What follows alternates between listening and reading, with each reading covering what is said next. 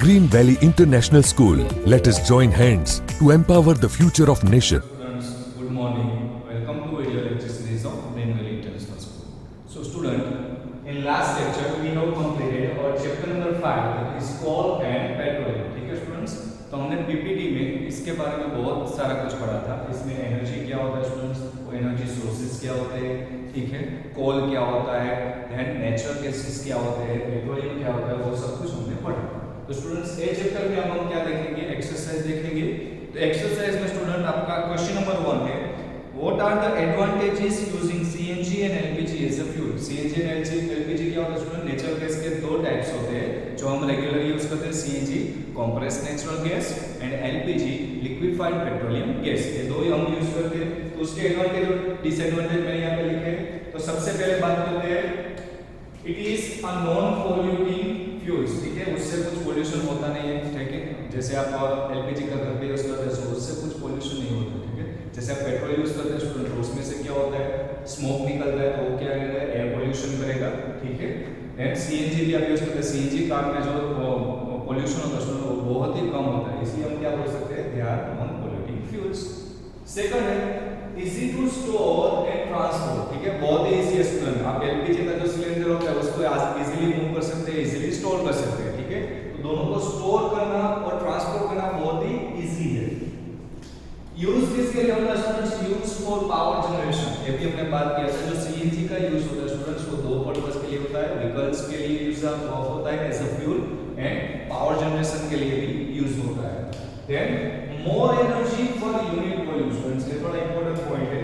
Means अगर आप दो फ्यूल ले रहे हैं, ठीक है, दोनों का सेम वॉल्यूम ले रहे हैं. सपोज आप ले रहे हैं, एक कोल है उसका कुछ वॉल्यूम ले रहे हैं, एक गैस है उसका कुछ वॉल्यूम ले रहे हैं, तो दोनों का अगर आप एनर्जी मेजर करोगे, सपोज इसका कुछ वॉल्यूम है, सेम वॉल्यूम इसका है, तो दोनों का अगर आप एनर्जी मेजर करोगे तो जो नेचुरल गैसेस है सीएनजी एंड एलपीजी उसका जो एनर्जी होगा वो पर यूनिट वॉल्यूम कैसा होगा स्टूडेंट्स, ज्यादा होगा.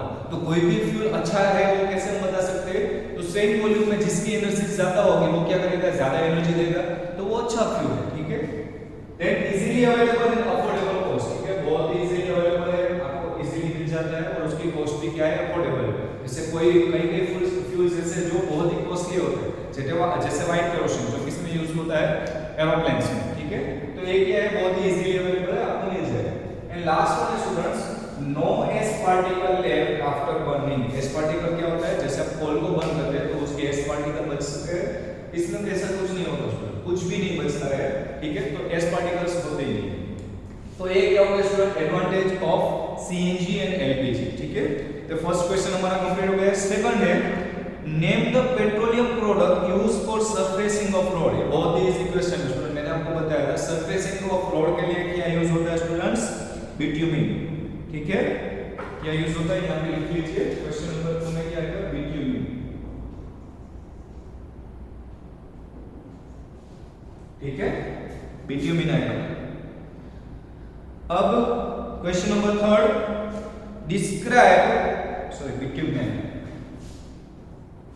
describe how coal is formed from dead vegetation. What process is called? Students मैंने आपको बताया था, जैसे हमको बुक में दिया था 300 मिलियन ईयर्स अगो जो भी डेड प्लांट्स और एनिमल्स होंगे वो क्या करेंगे, जमीन के अंदर दबते जाएंगे, उसके ऊपर सोल आएगा, फिर से वो लेयर होगा, वही फिर से सोल आएगा, तो उसकी वजह से क्या होगा, high temperature and pressure created होगा और उसकी वजह से वो किस में कन्वर्ट होंगे, फॉसिल फ्यूल्स में या फिर कोल में बोल सकते हैं. और उसमें मेन कंपोनेंट क्या होता है स्टूडेंट्स, कार्बन होता है, इसीलिए इस प्रोसेस को क्या बोलते हैं, कार्बोनाइजेशन. ठीक है, ये क्वेश्चन हमने ऑलरेडी पढ़ा हुआ है. अब क्वेश्चन नंबर 4 है students, fill in the blanks. ठीक है, तो वो बारी-बारी से देखते हैं. सबसे पहला स्टूडेंट, फॉसिल फ्यूल्स आर, फिर आपको 3 ब्लैंक्स दिए. हमने 3 टाइप के फॉसिल फ्यूल्स पढ़े स्टूडेंट्स. सबसे पहले था coal, then petroleum and natural gas. तो जो हमने पढ़ा, जो टाइटल है हमारा, वही इसका क्या है आंसर. फॉसिल फ्यूल्स क्या है, तो टोटल 3 टाइप्स के, coal, petroleum and natural gas. ठीक है, दूसरा है आपका filling the blanks. The process of separation of different constituents from the petroleum is called, क्या कहते हैं, पेट्रोलियम से जो हम डिफरेंट निकालते हैं उसको क्या बोलते हैं, रिफाइनिंग, ठीक है। तो फर्स्ट में आपका आ गया, दूसरे में आएगा रिफाइनिंग। बोलते हैं ना पेट्रोल को रिफाइन करना पड़ेगा, रिफाइनरी बोलते हैं ना उसकी, है तो उसको क्या बोलते हैं, रिफाइनिंग। एंड थर्ड है the least polluting fuel for vehicles. Vehicles के लिए सबसे कम पॉल्यूशन कौन सा होगा, अभी यहाँ बोला है नॉन पॉल्यूटिंग मटेरियल्स। तो व्हीकल में कौन सा यूज होता है, सीएनजी या एलपीजी। स्टूडेंट्स एलपीजी कहाँ पे यूज होता है, घर पे, और सीएनजी कहाँ होता है, व्हीकल पे। तो थर्ड में आपका आंसर आएगा सीएनजी, जो व्हीकल में यूज होता है, ठीक है। हो गया स्टूडेंट्स, क्वेश्चन नंबर 4 में सिर्फ 3 फिल इन द ब्लैंक्स है। क्वेश्चन नंबर 5 है आपका ट्रू एंड फॉल्स का, ठीक है, वो देख लेते हैं। अब सबसे पहला है fossil fuels can be made in the laboratory. ऐसा तो नहीं होता स्टूडेंट्स, कोई भी फ्यूल से, फॉसिल फ्यूल है वो जनरली कैसे बनता है, अभी हमने बात किया कोल कैसे बनता है, उसके लिए मिलियन साल लगते हैं, लेबोरेटरी में नहीं बन सकता। तो पहला आपका क्या होगा आंसर, फॉल्स, ठीक है।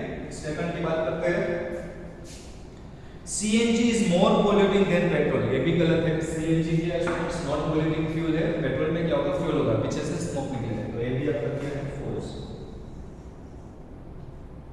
थर्ड की बात करते हैं,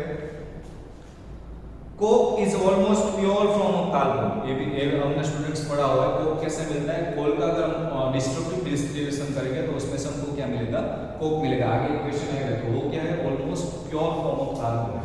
तो ये क्या है स्टूडेंट्स, ट्रू है। देन फोर्थ क्या है स्टूडेंट्स, वो देखते हैं, coal tar is a mixture of various substance. तो ये भी सही है, हमने बात किया था कोल टार में कितने सब्सटेंस होते हैं स्टूडेंट्स, मोर देन 200, ठीक है। तो ये भी क्या है, ट्रू है। लास्ट देख लेते हैं,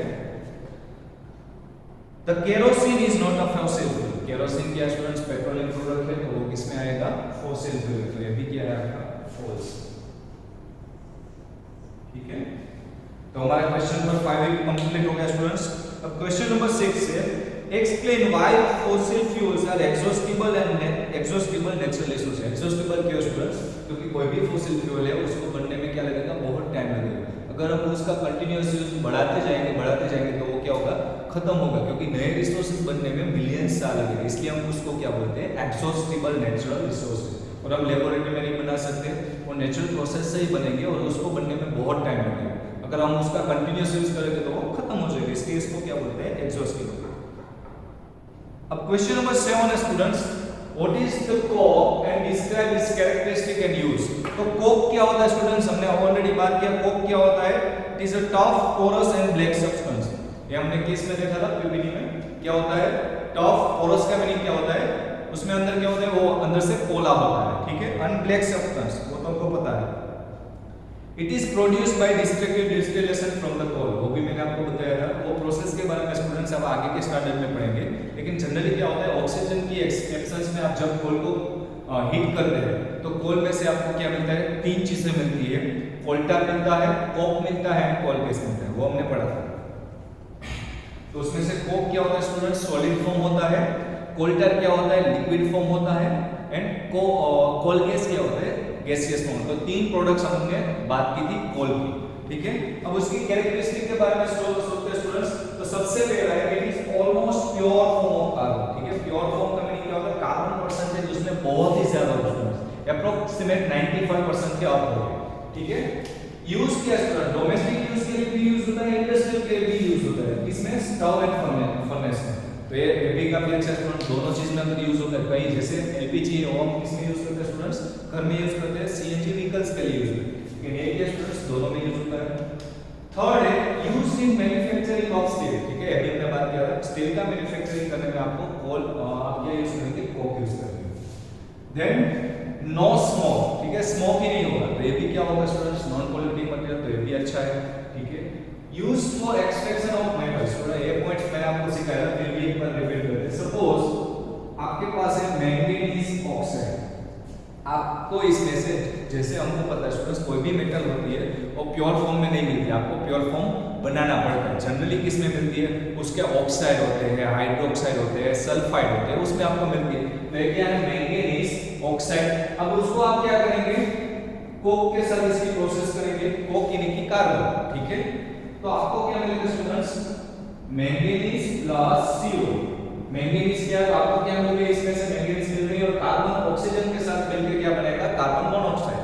ठीक है, तो ऐसे आप क्या कर सकते हैं स्टूडेंट्स, डिफरेंट मेटल्स को एक्सट्रैक्ट कर सकते हैं। ठीक है, एंड लास्ट है use to make the fuel gases. जैसे हमने बात किया कोल को आप गर्म करेंगे तो उसमें से लास्ट में आपको क्या मिलेगा, कोल गैस मिलेगा। तो फ्यूल गैस बनाने के लिए भी इसका यूज होता है। ठीक है, अब बात करते हैं क्वेश्चन नंबर 8 की students, process of formation of petroleum. अभी हमने बात किया था जैसे कोल या कोल के लिए क्या होता है students, natural vegetation and dead animals का यूज होता है। वैसे ही पेट्रोलियम कैसे बनता है, सी में बनता है, हमने बात किया था। तो सी एनिमल्स जब भी डेड होते हैं तो वो क्या होंगे, सी के बॉटम में जाके गिरेंगे, फिर उसके ऊपर क्या आएगी, थोड़ी सॉइल आएगी, फिर कंटिन्यूअस क्या होगा, वाटर का प्रेशर होगा, तो उसकी वजह से क्या होगा, प्रेशर एंड टेम्परेचर की वजह से वो क्या होगा, पेट्रोलियम जनरेट होगा। तो ये प्रोसेस भी हमने पूरी की पूरी देखी हुई है, आप उसमें से लिख सकते हैं। एंड लास्ट क्वेश्चन है स्टूडेंट्स, आपको एक टेबुलर फॉर्म दिया हुआ है, उसके लिए आपको चार्ट बनाना है। बहुत ही इजी है स्टूडेंट्स, उसमें कुछ नहीं करना है। जैसे आपको क्वेश्चन नंबर 9 है, उसमें दो चीजें दी हुई है, एक है ईयर एंड दूसरा है शॉर्टेज। ठीक है, जैसे इलेक्ट्रिसिटी का जो शॉर्टेज है वो इसमें दिया हुआ है, तो आपको क्या करना है, ग्राफ लेना है, या फिर आप अपनी बुक में ग्राफ बना सकते हैं। उसमें आप लेंगे X axis, Y axis. X axis पे आप लेंगे स्टूडेंट्स ईयर्स, जो भी ईयर्स आपको दिए हुए, 1 year is equal to 1 centimetre. तो कहां से दिए, 1991 से 1997 तक दिए हुए। ठीक है, तो आपको ऐसे लिखते जाना है 1997। ठीक है, आप 1 year is equal to 2 centimetre भी ले सकते हैं। तो सबसे पहले यहाँ पे 0, देन 2 सेंटीमीटर, 4 सेंटीमीटर, कहां तक जाएगा, 14 सेंटीमीटर। एक भी ले सकते हैं तो 7 सेंटीमीटर तक आएगा। अब क्या करना है, शॉर्टेज ऑफ पर्सन है। ठीक है, तो वो कहां से स्टार्ट हो रहा है, देखिए आप स्टूडेंट 7.9, 7.8, 8.3 मैं क्या कर रहा हूं, 1 इज इक्वल टू 1 सेंटीमीटर। यहां पे आप क्या ले रहे हैं, शॉर्टेज इन परसेंट। ठीक है, तो यहां से लिखते हैं, कहां तक लिखना है, सबसे बड़ा कौन सा है, 11.5। आप क्या करेंगे, 12 तक लिखेंगे। ठीक है, एक्स एक्सिस पर आप ईयर्स लिखेंगे, वाई एक्सिस पर आप क्या लिखेंगे, शॉर्टेज। अब क्या करना है, सिर्फ पॉइंट मैच करना है। जैसे 1991 में 7.9, 1991 सपोज यहां पे आपका 7 है, यहां पे आपका 8, तो 7.9 अप्रोक्सीमेट यहां पे आएगा, तो यहां पे पॉइंट बना दीजिए। 1992 में क्या स्टूडेंट 7.8, उससे थोड़ा नीचे आएगा, तो यहां पे भी आप पॉइंट बना दीजिए। ठीक है, देन 8.3 यहां पे थोड़ा ऊपर आएगा, उसको भी पॉइंट बना दीजिए। बाद में आपको क्या करना है स्टूडेंट्स, इन सभी पॉइंट्स को कनेक्ट करना है। ठीक है, यही करना और कुछ नहीं। तो स्टूडेंट्स ये चैप्टर हमारा यहीं पे खत्म होता है। एक्सरसाइज भी मैंने पूरी करवा ली है। आपको होम लर्न में ये एक्सरसाइज पूरी की पूरी अपनी नोटबुक में ठीक से लिखना है, सभी क्वेश्चन। ठीक है, वो क्वेश्चन जैसे पेट्रोलियम और कोल वाला है वो हमने ऑलरेडी पढ़ा हुआ है, फिर भी आपको अपनी नोटबुक में पूरा का पूरा लिखना है। और लास्ट वाला जो ग्राफ है वो भी अच्छी तरह से ड्रॉ करना है। ठीक है, अब नेक्स्ट लेक्चर में हम नया चैप्टर स्टार्ट करेंगे। Thank you students.